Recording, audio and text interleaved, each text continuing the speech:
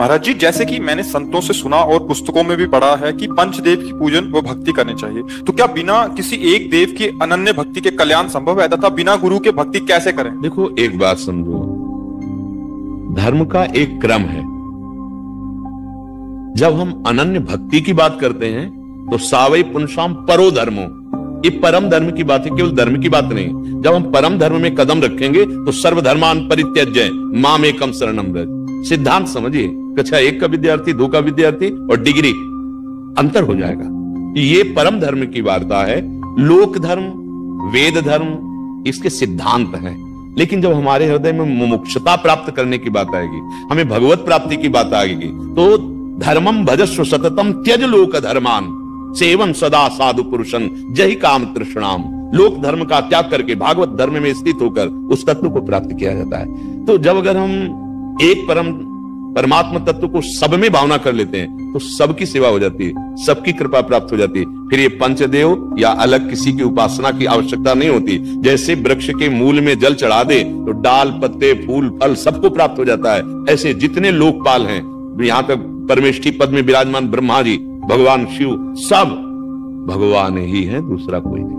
और मूल श्री भगवान को जब अपना जीवन अर्पित कर दिया, सारी सेवाएं अर्पित कर दी, तो सब प्रसन्न हो गए।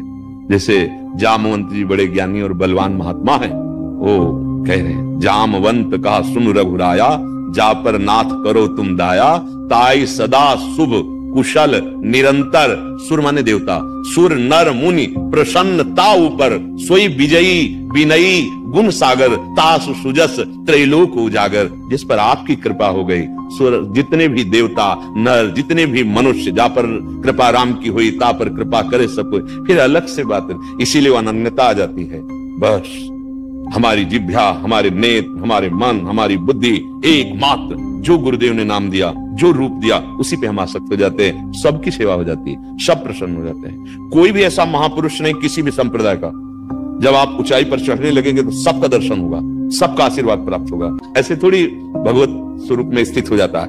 किसी भी संप्रदाय के संतों में भेदभाव नहीं, जो ऊपर उच्च कोटि के हैं, व्यक्त या अव्यक्त, जो ऊंचाई पर पहुंचा वो सब एक हो जाते हैं, और जो ऊंचाई पर नहीं हो वहीं यहाँ सब एक दूसरे की निंदा, लड़ाई झगड़ा, ये सब बातें होती है। जितने भी देवता हैं, जितने भी भगवत स्वरूप हैं या चराचर हैं, वो सब भगवत स्वरूप, कोई अंतर नहीं। किसी एक को पकड़ लो, वही आपको भगवत प्राप्ति करा देगा।